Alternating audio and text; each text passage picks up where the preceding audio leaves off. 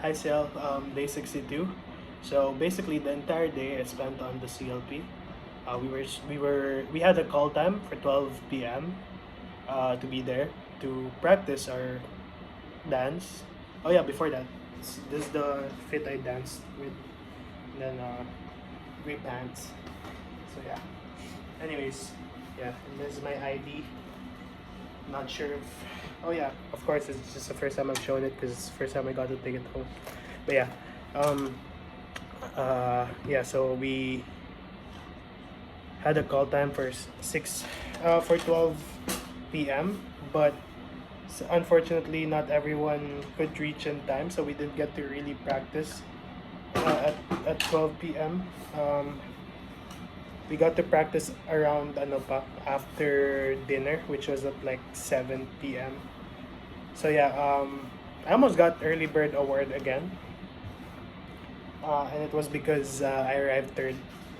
I was the second guy basically. Um, the first person was a girl, second was a guy. So yeah, third. Anyways, yeah. So the CLP was great, honestly. Short was really talk. Short was really talk. The talk was really short. Oopsie. Um, and yeah. So today, I was tapped to do a sharing in which I shared about um, the struggles I faced with um, continuing and committing to the CLP, uh, in which I opened up with my background, that I've been in the community since I was 6 years old, and basically, ayun, that I met a lot of great people. The experience was amazing. Met both my best friends in the community, Kathleen in KFC and April in YFC. Met friends for life in Mark and Kyla, Julie, and the other Mark. Met those guys in YFC. So yeah, my journey in the community is great, but it didn't come with zero struggles or negativity. Of course, through the 16, 17 years that I've been in the community, I was able to see the negative side, then some negativity, which is basically uh, so when our cluster coordinators changed to the Canicons, I ended up sharing about my experience with Tita Annalyn, basically. Uh, when it became the Canicons, at first we were like, oh, okay, at least they have three youth children, so pretty sure they'll be chill. But ayun, medyo feeling close kasi si Tita Annalyn at times. Uh, and also, other than being chismosa, medyo asumera din siya. To the point that every interaction I make with the opposite gender, nilalagyan niya ng mali siya. So it's like, she could never see me interacting with anyone else with zero malice. Other than with Julie siguro, kasi ate nga tawag ko sa kanya. Whether it be April and whether it be Althea, whether it be Kyla, Caroline, Benna, every single girl in my life that I've interacted with, naging issue kay Tita Annalyn. Every single one. I mean, playful teasing is fine, but when you're a coordinator and ikaw mismo yung nagkakalat ng chismis about your member to other couples, other CFCs, it's really weird. It comes across weirdly to me. Like I generally do not have anything against, like, basically I don't really mind what she did to me, but the fact that it could happen to me in super low key, a super low key person, as a cluster head, I didn't want that to happen to my members, to my cluster, na konting kibo mo lang issue na agad. Like, gets to the point where she would say na uh, madaming babaeng umaaligid sa akin. Like, those are the things that reach me. Uh, ano pa ba? Madaming nagkakagusto sa akin, pero hindi ko nagugustuhan. Which I genuinely don't know because I didn't really ever experience a confession from any of those people. So I don't know what she's talking about. So yeah, it's like it doesn't make sense to me. Like, naninira lang siya for the sake of doing it. Like, she doesn't confirm her sources. I don't know what she says to other people. I don't know where she gets the information. I don't think it's Micah for most of it then, because all of them are always assumed then. Yung like, if it's Micah, then it's even worse kasi Micah also assumes stuff. It's not accurate. And yeah, it's just really weird to me. So ayun, I shared that's been my struggle, like, because why would I want to be in a community with people like that, you know?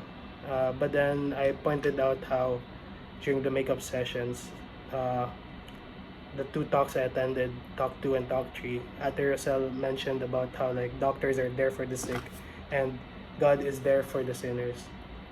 So it makes sense na kung sino pang tao yung palasimba, palapos ng religious whatever, sila din yung pinaka chismosa or people that badmouth other people. Because like, you know, parang that's their coping mechanism na eh. It's you know, they at the back of their minds they're probably guilty at what they're doing, and they wanna apologize to the Lord each time, and they do that by going to church, by posting those things. And I don't know, it just doesn't, like, I never realized that until the talk. Well, I knew about it, but I never opened my eyes to that idea na, oh nga, no, it makes sense why there's a lot of sinners in the community, including me, obviously. I'm not gonna exclude myself, but I couldn't mention it because I was like in front of everyone, because yeah, so I was having anxiety in front of everyone because I don't really like speaking in front of people. But yeah, so I talked about Tita Annalyn and my experience with her. Kasi apparently she would also speak bad about my other friends, not just my friends but also their families, including the Umayams na hindi daw nagsisimba. According to her, like I've heard from Mark na sinabihan daw yung parents ni Ken na nung tinanong nila Tito Jun, I think Tito Jun is his name, na parang hindi na nila nakikita sila Mark sa Filipino Mass, sinagot daw ni Tita Annalyn na hindi na yun nagsisimba, ganun. Like, you know, because Mark's family goes to church every week, not at the same day every time because Tito's shift changes, so it's not always on Sunday, but they go every week, Sunday or Saturday. And Tita Annalyn says that just for the sake of having something to say. It's like, little does she know she's kind of ruining that family's image na. So I don't know, it just doesn't sit right with my spirit. And yeah, that's pretty much what I shared about. But like, yun nga, bro Leo mentioned in his talk na